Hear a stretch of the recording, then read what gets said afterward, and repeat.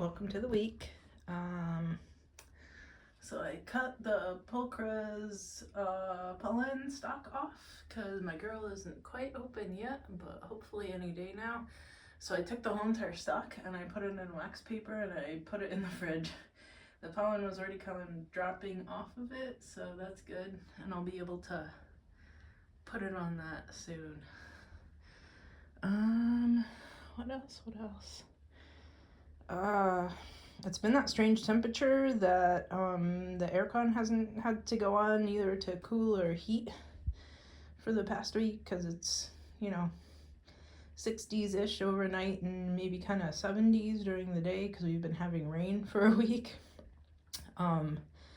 So most of the plants didn't need water. Like, this water was left over from last week's watering. I don't know if this basil is actually going to grow. So I did the watering this morning. It was only half an hour because I barely had to water anything. And yesterday I got a bunch of those southern grapes, those purple muscadines. So now I need to go slice them in half and take the seeds out because I'm going to put most of them in jars. What else? So I did the watering. I'm going to process those grapes.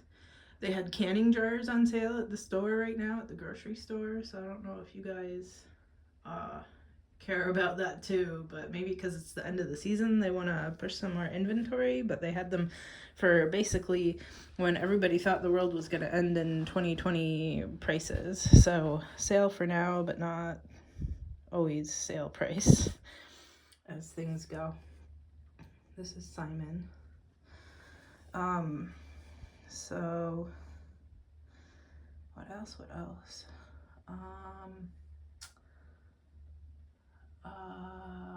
I don't know if well, first of all, so my poblano here is blooming. 3 flowers today. There's another one over here. Little ahi pepper. Still not as far along as the others, but hopefully it will be good. Kind of fidget with it to get it to firm up. Maybe rotate it again. I keep hand pollinating this ground cherry. It's growing as expected, which is fantastic. Tomatoes have set. Hopefully they actually ripen.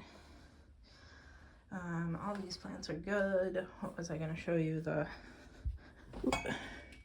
pots that I put out for that grapevine over here. I don't know if you can see them. There's pots on the ground that I've weighted down with rocks and bricks and stuff for the grapevine to hopefully root, because it's definitely it's pinched between the shed and the cement and rocks on the ground. So I'm gonna have to cut the whole entire thing off to move it.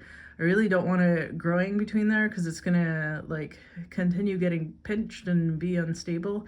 So when I get that fencing removed I know I keep saying this for the last 2 years, I'm still waiting on the paperwork from the contractor to update the insurance stuff on it.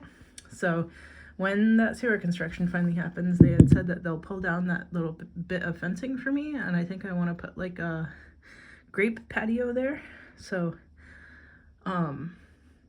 either I'll have that grape climbing over there, or the patio that I want to put kind of here, and then maybe have the muscadines over here. So I got some purple muscadine grape cuttings from somebody up in Maryland, even though they're kind of coastal, so it might be a little bit warmer than here, but we'll see.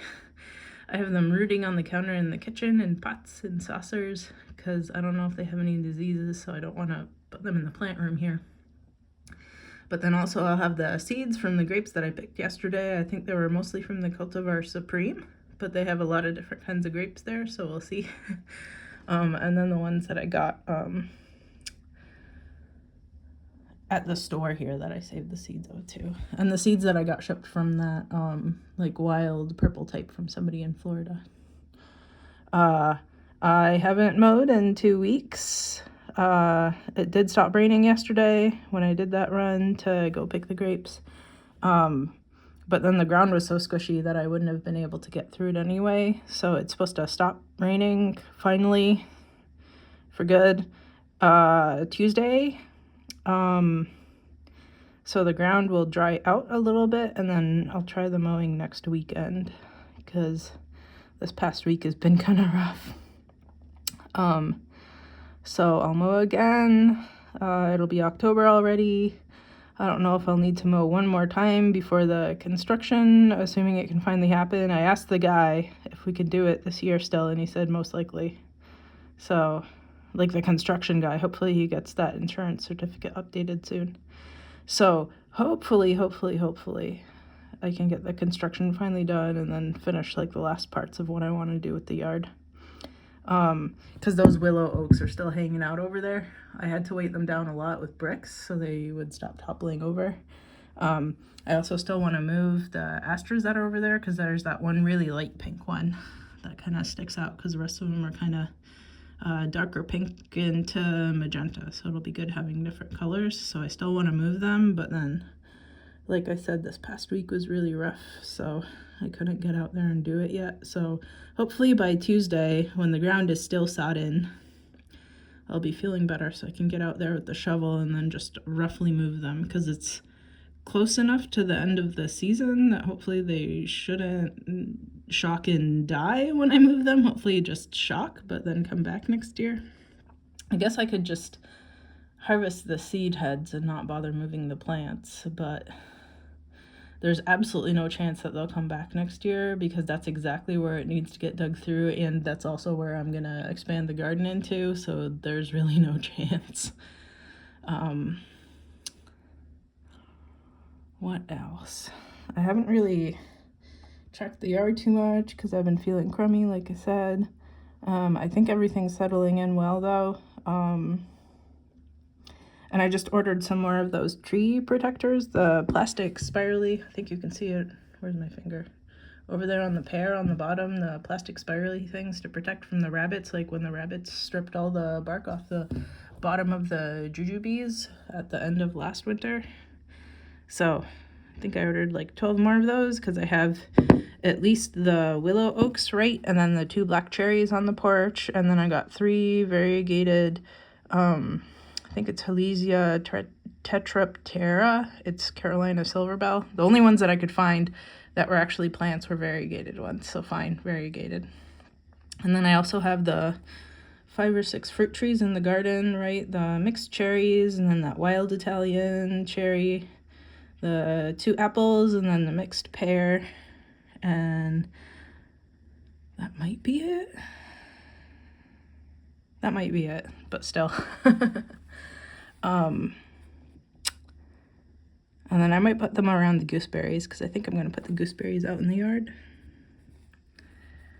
Okay, my arm is sore from holding up my camera phone because I did all that grape picking yesterday too. So that might be it for this week. Oh, this one's blooming too. What are you? Oh, it's the Nepthes. So I guess I'll be wait, I think it might be a male. I guess we'll find out. This is exciting. I guess I should look up more often. So Nepthys is blooming too, so maybe I'm gonna have Thorellia bicampanulata by Nepthys, but if this is female, then I'll have Nepthys by Pulchra, and I'll have the other girl by Pulchra. Okay, that's it for the week. See y'all next week.